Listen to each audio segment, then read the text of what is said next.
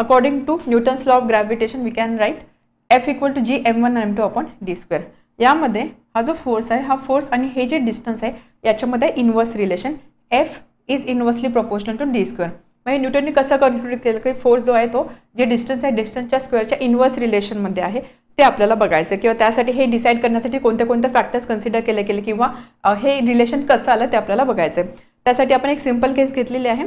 आपण एक सन कन्सिडर केलेला आहे, त्या सनच्या अराउंड एक प्लॅनेट जो आहे तो प्लॅनेट इथे एका सर्कलमध्ये मूव्ह होतो असं आपण कन्सिडर केलेलं आहे की एक प्लॅनेट आहे, हा प्लॅनेट सनच्या अराउंड रिव्हॉल्व होतं इन सर्क्युलर ऑर्बिट. एका सर्क्युलर ऑर्बिटमध्ये हा प्लॅनेट सनच्या अराउंड रिव्हॉल्व होतं असं आपण कन्सिडर केलेलं आहे. बट ज्यावेळेस तुम्ही केप्लर्स लॉ बघाल त्यामध्ये तुम्हाला समजेल की प्लॅनेट जो आहे हा कधीच सर्क्युलर ऑर्बिटमध्ये मूव्ह होत नाही, तो नेहमी इलिप्टिकल ऑर्बिटमध्ये मूव्ह होतो. म्हणजे हा असा परफेक्ट सर्कल कधीच नसणार आहे, तो बऱ्यापैकी असा इलिप्स असणार आहे, इलिप्टिकल शेपमध्ये असणार आहे, परफेक्ट सर्कल कधी नसेल. बट आपण इथे ही केस कन्सिडर करतो, आयडियल केस कन्सिडर करतोय की एक प्लॅनेट जो आहे तो सनच्या अराउंड एका सर्क्युलर ऑर्बिटमध्ये मूव्ह होतोय. ज्यावेळेस आपल्याला माहिती आहे की एखादा ऑब्जेक्ट सर्कलच्या अलॉंग मूव्ह होतो, एखादा ऑब्जेक्ट सर्क्युलर पाथ फॉलो करतो, त्यावेळेस त्याला आपण बोलतो सर्क्युलर मोशन. माहिती आहे आपण प्रिव्हियस क्लासमध्ये बघितलेलं आहे. सर्क्युलर मोशन म्हणजे काय? Motion of an object along the circle or along the curve of circle is called as circular motion. या सर्क्युलर मोशनमध्ये जर स्पीड सेम राहिला त्याला आपण बोलतो युनिफॉर्म सर्क्युलर मोशन. म्हणजे ज्यावेळेस एखादा ऑब्जेक्ट इथे मूव्ह होतो आणि त्याचा स्पीड सारखा आहे, स्पीड कॉन्स्टंट आहे, त्या केसमध्ये आपण त्याला बोलतो uniform circular motion. For example एखादा प्लॅनेट सनच्या अराउंड मूव्ह होतोय त्यावेळेस आपण बोलतो ती आहे केस युनिफॉर्म सर्क्युलर मोशनचे. किंवा इलेक्ट्रॉन आहे, हा इलेक्ट्रॉन न्यूक्लियसच्या अराउंड एका सर्क्युलर ऑर्बिटमध्ये कॉन्स्टंट स्पीडने मूव्ह होते, that is case of uniform circular motion. Another example, जर क्लॉक कन्सिडर केला, क्लॉकचा हा हँड आहे, घड्याळ आहे, घड्याळाचा काटा आहे, याचा जर मी हा टीप कन्सिडर केला, हा जो टीप आहे हा एका सर्कलच्या अलॉंग असा मूव्ह होतोय, कॉन्स्टंट स्पीड आहे, युनिफॉर्म स्पीड आहे, याला बोलता युनिफॉर्म सर्क्युलर मोशन. हे झाले एक्झाम्पल्स. आता युनिफॉर्म सर्क्युलर मोशनमध्ये बघा स्पीड जरी कॉन्स्टंट राहतो तरी प्रत्येक ठिकाणी हा टीप इथे आला, इथे आला, इथे आला, प्रत्येक ठिकाणी जर तुम्ही बघितलं स्पीड सेम राहतो but direction is changing. Direction काय होते? चेंज होते. स्पीड कॉन्स्टंट आहे, डायरेक्शन चेंज होते, म्हणजेच काय? वेलॉसिटी जी आहे ती वेलॉसिटी चेंजिंग आहे. वेलॉसिटी सेम आहे का? वेलॉसिटी सेम नाही आहे. युनिफॉर्म सर्क्युलर मोशनमध्ये वेलॉसिटी चेंज होते. आपल्यामध्ये चेंज इन वेलॉसिटी आहे म्हणजेच तिथे आला ॲक्सेलरेशन. ॲक्सेलरेशन आलं म्हणजे आपल्याला फोर्स मेन्शन करावं लागणार आहे. तर या ठिकाणी हा जो प्लॅनेट आहे, planet which is in uniform circular motion, या प्लॅनेटवरती एक फोर्स ॲक्ट होतो, that force is centripetal force. Centripetal force म्हणजे काय ते सुद्धा आपल्याला माहिती. सर्कलच्या अलॉंग मोशन असेल त्यावेळेस एक सेंट्रीपिटल म्हणजे काय? Centre seeking force. सेंटरच्या दिशेला हा फोर्स ॲक्ट होतो. हा जो फोर्स असतो याला आपण बोलतो सेंट्रीपिटल फोर्स. त्यामुळे या केसमध्ये हा जो प्लॅनेट की जो सर्क्युलर मोशनमध्ये आहे, युनिफॉर्म सर्क्युलर मोशनमध्ये आहे, त्यावरती फोर्स ॲक्ट होतो, that force is nothing but centripetal force. हे सगळं आपण आधी बघितलेलं आहे, प्रिव्हियस क्लासेसमध्ये बघितलेलं आहे. सो त्यासाठी आता आपल्याला काय बेसिकली आपल्याला काय करायचं आहे? F is inversely proportional to d². हे रिलेशन बघायचं आहे किंवा हे कसं आलं ते आपल्याला इथे समजून घ्यायचं आहे. त्यासाठी एक केस कन्सिडर केली, सन, आणि एक प्लॅनेट कन्सिडर केलेला आहे. Consider a planet of mass m. या प्लॅनेटचं मास कन्सिडर केलेला आहे m, revolving around sun in a circular orbit with speed v in uniform circular motion. हा जो प्लॅनेट आहे सनच्या अराउंड एका सर्क्युलर पाथमध्ये, सर्क्युलर ऑर्बिटमध्ये मूव्ह होतोय, म्हणजेच काय? युनिफॉर्म सर्क्युलर मोशनमध्ये आहे. त्या केसमध्ये त्याचा स्पीड आपण कन्सिडर केलेला आहे v. स्पीड काय आहे? v. R is distance from sun, आणि त्यानंतर आर आपण कन्सिडर केलं की प्लॅनेट आणि सन याच्यामध्ये असणार डिस्टन्स आहे. इथे युनिफॉर्म सर्क्युलर मोशन आहे, सेंट्रीपिटल फोर्स आहे. एफनी जर मी फोर्स दाखवला, F is equal to mass into acceleration. Mass into acceleration, ॲक्सेलरेशनला आपण लिहू शकतो v² upon r. F equal to mv² upon r. हे आपल्याला सेंट्रीपिटल फोर्सचं एक फॉर्म्युला किंवा एक रिलेशन आपल्याला माहिती आहे. तेच रिलेशन मी इथे लिहिलेलं आहे for planet. Okay, F equal to mv² upon r. आता आपल्याला F आणि R याच्यामध्ये असणार रिलेशन पाहिजे. इथे आपण D लिहिलेलं आहे. सो D म्हणजेच काय? R, distance. यामध्ये मास तर फिक्स असणार आहे, प्लॅनेटचं मास फिक्स असणार आहे. याच्यामधलं रिलेशन आहे म्हणजे आपल्याकडे एक टर्म आहे, एक पॅरामीटर आहे वेलॉसिटी. वेलॉसिटीला आपण मॉडिफाय करू शकतो. वेलॉसिटी v आपल्याला माहिती आहे. वेलॉसिटी म्हणजे काय असतं? Distance upon time, right? Velocity is distance upon time. आता यामध्ये हा जो प्लॅनेट आहे, हा प्लॅनेट आपण काय म्हणतो की हा जो प्लॅनेट आहे, हा प्लॅनेट रिव्हॉल्व होते अराउंड सन. प्लॅनेट काय करतोय? सनच्या अराउंड रिव्हॉल्व होते. त्यामुळे जर मी असं कन्सिडर केलं, T is time period of revolution. Time period of revolution म्हणजे काय?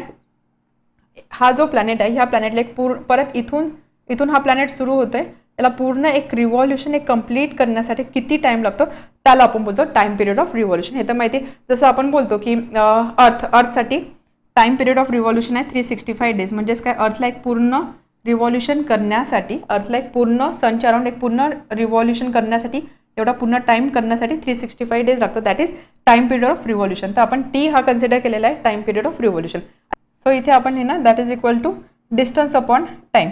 आता ज्यावेळेस आपण वेलॉसिटी कन्सिडर करतो, velocity equal to distance upon time, आपण एक पूर्ण रिव्हॉल्युशन कन्सिडर करतो, मग त्यासाठी करस्पॉन्डिंग डिस्टन्स किती असणार आहे, प्लॅनेट किती डिस्टन्स ट्रॅव्हल करणार आहे एका रिव्हॉल्युशनमध्ये. इथून सुरू होतोय, असा जातो आणि पूर्ण परत इथे ओरिजिनल पोझिशनला तो येतोय. म्हणजे डिस्टन्स किती ट्रॅव्हल करतो तो हे डिस्टन्स म्हणजे काय, इथपासून हे एवढं पूर्ण डिस्टन्स म्हणजेच काय, तो सर्कलच्या सर्कम्फरन्सच्या अलॉंग मूव्ह होतोय, इथून सुरू होतोय आणि परत इथे येऊन तो रीच करतो. म्हणजेच काय, तो किती डिस्टन्स ट्रॅव्हल करतोय equal to circumference of a circle. हा सर्कलच आहे ना, सर्कल आपण सर्क्युलर ऑर्बिट कन्सिडर करतो म्हणजे सर्कल असणार आहे. त्यामुळे इथे डिस्टन्स ट्रॅव्हल किती असणार, डिस्टन्स ट्रॅव्हल असणार आहे सर्कम्फरन्स ऑफ सर्कल. सर्कलचा सर्कम्फरन्स आपण कसं कॅल्क्युलेट करतो, 2π × r. आपण काय कन्सिडर करतोय, सन आणि प्लॅनेट याच्यामध्ये असणार डिस्टन्स आहे r, त्यामुळे r असणार सर्कलची radius. So v is equal to distance upon time 2πr/t, where t is time period of revolution of the planet. ठीक आहे, समजलं इथपर्यंत. आता ही जी व्हॅल्यू आहे ही व्हॅल्यू आपण इथे पुट करूया. Therefore f is equal to m/r as it is. m आणि r ॲज इट इज आपल्याला v² याच्याने रिप्लेस करायचं म्हणजे 2πr/t whole square. So that is equal to m/r into 2π² म्हणजे 4π² इंटू r²/t². ओके, स्क्वेअर करते मी. So that is equal to इथे काय होणार आहे 4π² m नंतर r/t². ओके, रिलेशन समजलं इथपर्यंत. आपल्याला पाहिजे फोर्स आणि r² याच्यामध्ये असणार रिलेशन, बट आपल्याला हे मिळालेलं आहे. याला अजून आपण असं लिहू शकतो f is equal to m π², 4m π². इथे मी आता काय करते, न्यूमरेटरला मी r² ने मल्टिप्लाय करते आणि डिनॉमिनेटरला सुद्धा r² ने मल्टिप्लाय करते. हे मी का करते लगेच समजेल. So that is equal to 4π² m. त्यानंतर इथे होणार आहे न्यूमरेटरला r³ आणि डिनॉमिनेटरला असणार आहे r² × t². ठीक आहे, काय केलं मी फक्त इथे मल्टिप्लाय बाय r² ने न्यूमरेटर आणि डिनॉमिनेटर दोघांना मी मल्टिप्लाय केलेलं आहे, त्यामुळे मला हे रिलेशन मिळालं. हे रिलेशन मी का आणलं, कारण इथे मला यूज करायचा आहे एक लॉ, आणि तो जो लॉ असतो त्याला बोलतात Kepler's third law.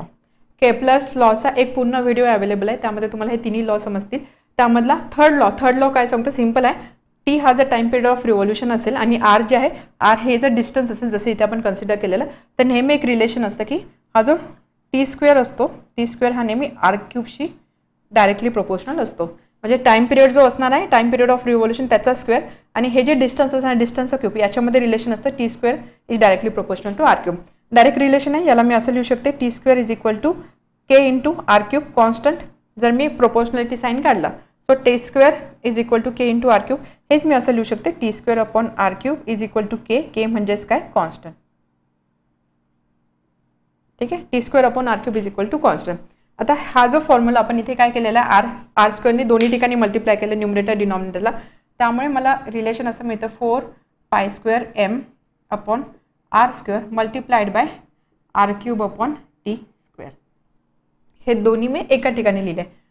t² equal to k × r³ किंवा t²/r³ is equal to constant. So 4π² m/r². ही टर्म काय असणार, ही टर्म असणार आहे कॉन्स्टंट. ही टर्म काय मिळाली मला, constant according to Kepler's law, by Kepler's law. ठीक आहे, समजते. सो मी लिहिणार f is equal to 4π² m into constant upon r². या रिलेशनमध्ये जर तुम्ही बघितलं 4 इज अ नंबर, 4 हा कॉन्स्टंट नंबर आहे. पायची व्हॅल्यू फिक्स असते जी आपण कन्सिडर करतो 22/7. 22/7चा स्क्वेअर म्हणजे हा सुद्धा नंबर एक फिक्स नंबर असणार आहे. हे कॉन्स्टंट आहे, हे कॉन्स्टंट आहे. प्लॅनेटचा मास सुद्धा कॉन्स्टंट आहे, हा सुद्धा एक नंबर कॉन्स्टंटच आहे. म्हणजेच काय, f is equal to constant upon r² असं आपण बोलू शकतो. F is equal to constant upon R square, म्हणजेच काय F is inversely proportional to R square. म्हणजे हे असं आलं ना, F is equal to, suppose मी असं एक के ड्रॉ केला, capital K upon R cube. So F is equal to K upon R cube, म्हणजेच काय जे आपण डायरेक्ट किंवा इन्व्हर्स रिलेशन बघतो त्याच्या according F is inversely proportional to R square, तेच आपल्याला प्रूव्ह करायचं होतं.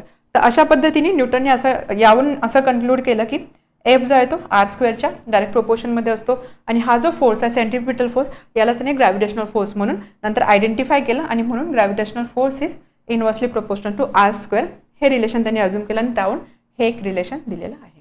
ठीक आहे, समजलं. आपण इथे करत काय होतं, आपल्याला फक्त हे बघायचं होतं की न्यूटननी एफ आणि हे जे डिस्टन्स आहे याच्यामध्ये इन्व्हर्स रिलेशन कसं घेतलं. त्यासाठी आपण एक सिंपल केस कन्सिडर केली. एक प्लॅनेट एका सनच्या अराउंड मूव्ह होतं, सर्क्युलर ऑर्बिटमध्ये मूव्ह होतं आहे. सर्क्युलर ऑर्बिटमध्ये मूव्ह होतं आहे म्हणजेच काय, तिथे जो फोर्स असेल तो सेंट्रिपिटल फोर्स असणार आहे. F equal to mass into acceleration, F equal to m v square upon r centripetal force. Okay, आपण बघितलं मास फिक्स आहे, आपल्याला एफ आणि आरमधलं रिलेशन काढायचं आहे. बट वेलॉसिटीला आपण मॉडिफाय करू शकतो. सो वेलॉसिटी म्हणजे काय असतं, डिस्टन्स अपॉन टाईम. जेव्हा आपण प्लॅनेटचा रिव्हॉल्युशन कन्सिडर करतो त्यावेळेस जर मी टाईम पिरियड, हा जो टाईम आहे टाईम टी, याला जर मी टाईम ऑफ रिव्हॉल्युशन कन्सिडर केलं, म्हणजेच काय एक रिव्हॉल्युशन करण्यासाठी लागलेला टाईम. एका रिव्हॉल्युशनमध्ये हा जो प्लॅनेट हा एवढं डिस्टन्स कव्हर करतो, म्हणजे सर्कलच्या सर्कम्फरन्स कव्हर करतो. तो सर्कलचा सर्कम्फरन्स म्हणजे काय 2πr upon t. So F equal to आपण काय केलं, हा जो व्ही आहे व्हीला फक्त याने रिप्लेस केलं, त्यावरून मला एक रिलेशन मिळालं. बट मला रिलेशन कशामध्ये पाहिजे, एफ आणि आरमध्ये. तर याला मी अजून मॉडिफाय करण्याचा प्रयत्न केला, त्यासाठी मी केप्लर्स थर्ड लॉचा यूज केला. According to third law of Kepler's आपण म्हणतो की टाइम पिरियड ऑफ रिव्हॉल्युशनचा स्क्वेअर जो असतो तो डिस्टन्सच्या क्यूबशी डायरेक्टली प्रोपोर्शनल असतो. So T square is equal to K into R cube, T square upon R cube is equal to constant. म्हणून इथे काय केलं, याला मॉडिफाय केलं. याला मॉडिफाय मी कसं केलं, टी स्क्वेअर तो ऑलरेडी होता, बट मला पाहिजे होता आर क्यूब पाहिजे होता. इथे टी स्क्वेअर आहे, त्यामुळे मला इथे आर क्यूब पाहिजे, म्हणजे मला आरनी कशाने मल्टिप्लाय करावं लागेल, आर स्क्वेअरनी मल्टिप्लाय करावं लागेल. न्यूमरेटरला आर स्क्वेअरनी मल्टिप्लाय केलं, डिनॉमिनेटरला सुद्धा आर स्क्वेअरनी मल्टिप्लाय करायचं.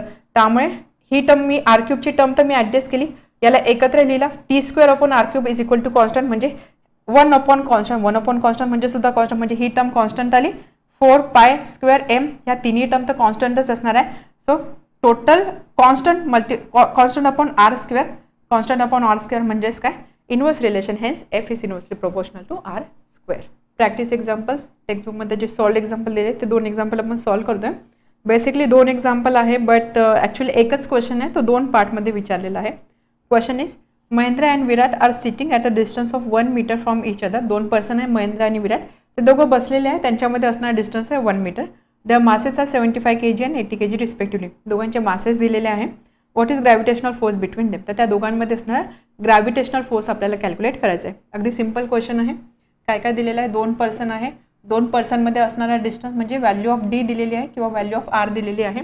आपण ग्रॅव्हिटेशनल फोर्सचा जो फॉर्म्युला तो यूज करणार. 2 मासेस M1 आणि M2 हे जर 2 मासेस असतील त्याच्यामध्ये असणारा डिस्टन्स जर डी दिलेला असेल तर F is equal to G M1 M2 upon d square, हा फॉर्म्युला आपल्याला यूज करायचा आहे. So value of d is 1 metre. दोघांमध्ये असणारा डिस्टन्स आहे 1 मीटर. दोघांच्या मास दिलेला आहे. महेंद्रचा मास सपोज M1 आहे, M1 is equal to 75 kg, आणि विराटचा मास आहे suppose M2 is equal to 80 kg. आपल्याला फाइंड करायचं आहे ग्रॅव्हिटेशनल फोर्स बिटवीन देम, म्हणजे एफची व्हॅल्यू आपल्याला फाइंड करायची. तर इथे लगेच आपण जीची व्हॅल्यू मेन्शन करू शकतो. जी इज युनिव्हर्सल ग्रॅव्हिटेशनल कॉन्स्टंट, ज्याची व्हॅल्यू आपल्याला लक्षात ठेवायची आहे 6.67 इंटू 10⁻⁻11 न्यूटन मीटर स्क्वेअर पर kg स्क्वेअर. हे आहे व्हॅल्यू ऑफ जी. आपल्याला इथे फोर्स कॅल्क्युलेट करायचा आहे, ग्रॅव्हिटेशनल फोर्स आपल्याला कॅल्क्युलेट करायचा आहे. So solution according to Newton's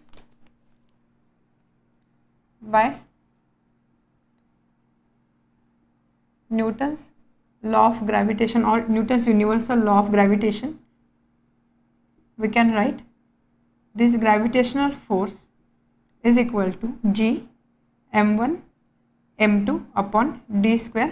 M1 M2 म्हणजे जे 2 ऑब्जेक्ट आहे त्यांचे मासेसचा प्रॉडक्ट, आणि डी म्हणजे त्या 2 ऑब्जेक्टमध्ये असणारा डिस्टन्स असणार डी आणि त्याचा स्क्वेअर. अँड फॉर या केसमध्ये फोर्सची व्हॅल्यू काय असणार आहे, जी 6.67 into 10⁻⁻11.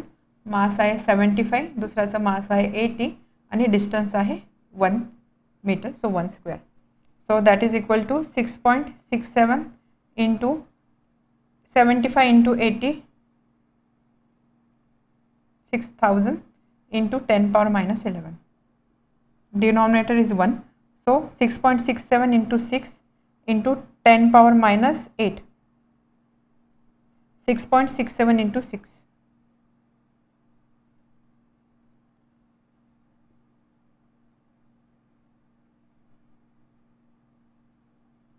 So 40.02 into 10 power minus 8.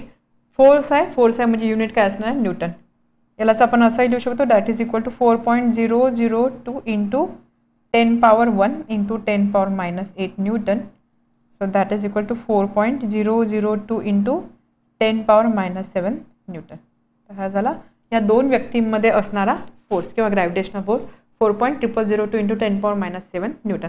आता हे जे हा जो नंबर आहे, हा नंबर काय आहे बघा, 4.002 इंटू 10 power minus 7. त्यामुळे जर मी याला 10 power minus 7 जर मी लिहिण्याचा प्रयत्न केला, सो 1 2 3 4 5 6 7.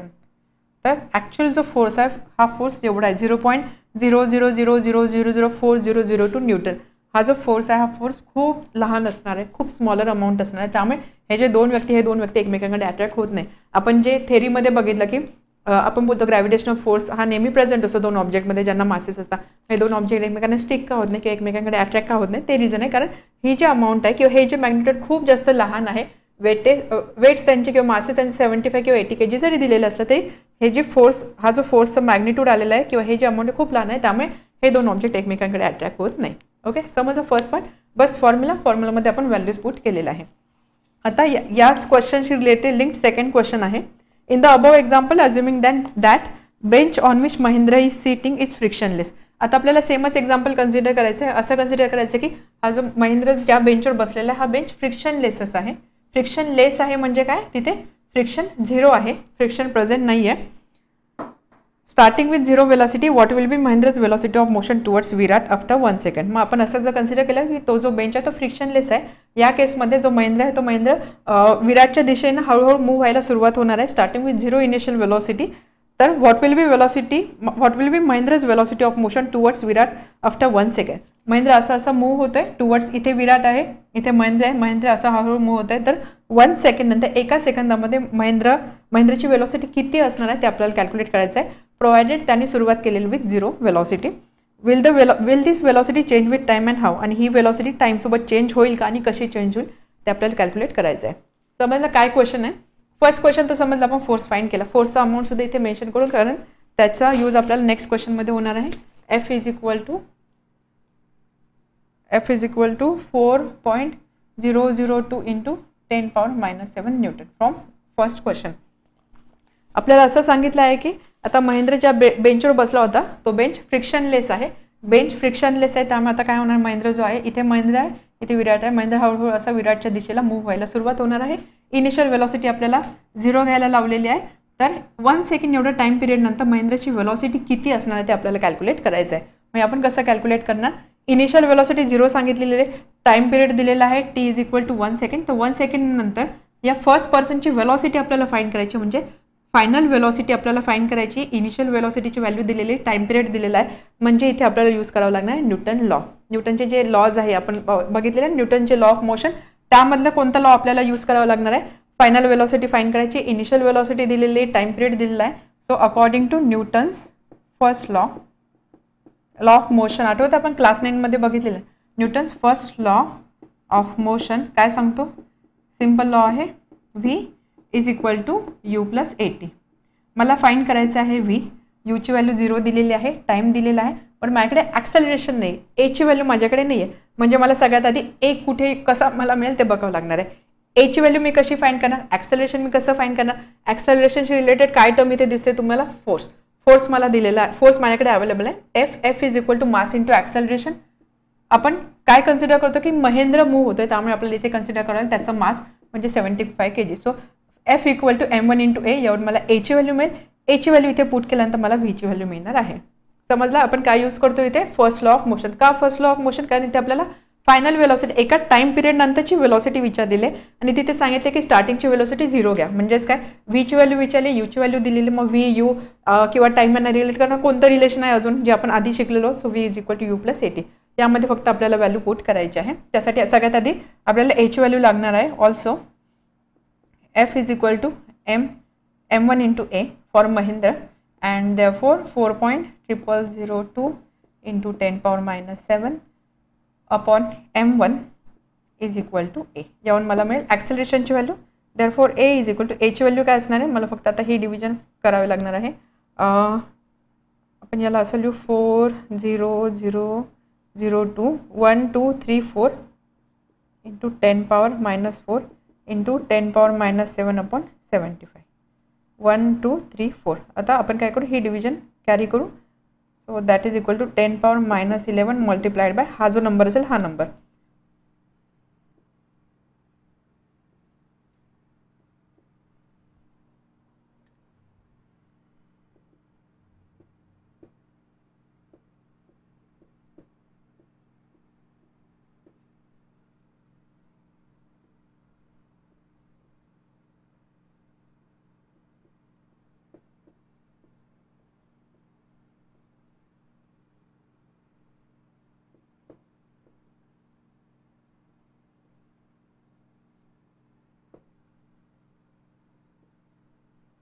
एवढे नंबर सफिशियंट आहे. So 10 power minus 11 multiplied by 533.3. याला आपण असं लिहू शकतो 5.333 multiplied by 10 square into 10 power minus 11. 5.333 into 10 power minus 9. Acceleration आहे त्यामुळे त्याचं युनिट असणार मीटर पर सेकंड स्क्वेअर. एची व्हॅल्यू मिळाली. एची व्हॅल्यू आता मी पुट करणार यामध्ये इक्वेशन 1मध्ये. So from 1 velocity after 1 second is equal to initial velocity plus acceleration multiplied by time. Time किती दिलेला आहे 1 second. So that is equal to 5.333 into 10 power minus 9 metre per second. तर 1 second नंतरची velocity ही असणार आहे महिंद्राची. आता इथे सुद्धा जर बघितलं वेलॉसिटीचा अमाऊंट बघा 5.333 into 10 power minus 9. 5.3 into 10 power minus 9 म्हणजे हा नंबर किती लहान असणार आहे. 1 2 3 4 5 6 7 8 9 मीटर पर सेकंड. त्यामुळे ही वेलॉसिटी एका सेकंडमध्ये एवढं मीटर डिस्टन्स कव्हर करायचं म्हणजे ही वेलॉसिटी खूप जास्त लहान आहे. सिग्निफिकंट अमाऊंटमध्ये ही वेलॉसिटी नाही आहे. ठीक आहे, ही झाली 1 सेकंड नंतरची वेलॉसिटी. अजून एक क्वेश्चन होता, will this velocity change with time. आता ही जी वेलॉसिटी आपल्याला 1 सेकंडमध्ये मिळालेली आहे ही वेलॉसिटी विथ टाईम चेंज होईल का. ऑब्व्हियसली वेलॉसिटी चेंज होणार आहे. कारण बघा जसं एक पर्सन इथे होता हा आता याच्याकडे अप्रोच करतोय, यांच्यामध्ये असणार डिस्टन्स कमी होते. आपल्याला माहिती आहे की एफ इज इक्वल टू त्या क्वेश्चनमध्ये आपण घेतलं F is equal to G m1 m2 upon R square और डी स्क्वेअर. डिस्टन्स जसं कमी होते तसं ग्रॅव्हिटेशनल फोर्स वाढणार आहे. ग्रॅव्हिटेशनल फोर्स वाढतोय, एफची व्हॅल्यू वाढते. F is equal to mass into acceleration. एफ इन्क्रीज होतं, ॲक्सेलरेशन चेंज होते म्हणजेच काय वेलॉसिटीसुद्धा चेंज होणार आहे, वेलॉसिटीसुद्धा इन्क्रीज होणार आहे. त्यामुळे सेकंड क्वेश्चन होतं will this velocity change with time. Yes, velocity will change with time.